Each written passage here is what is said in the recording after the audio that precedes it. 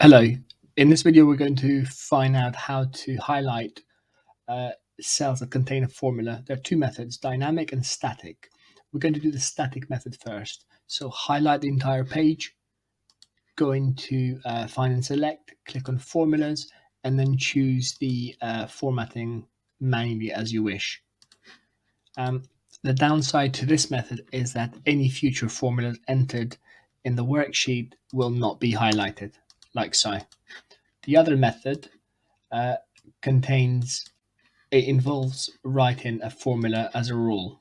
So we go into conditional formatting, new rule, use a formula to determine which cell to format, and type equals is formula and A1.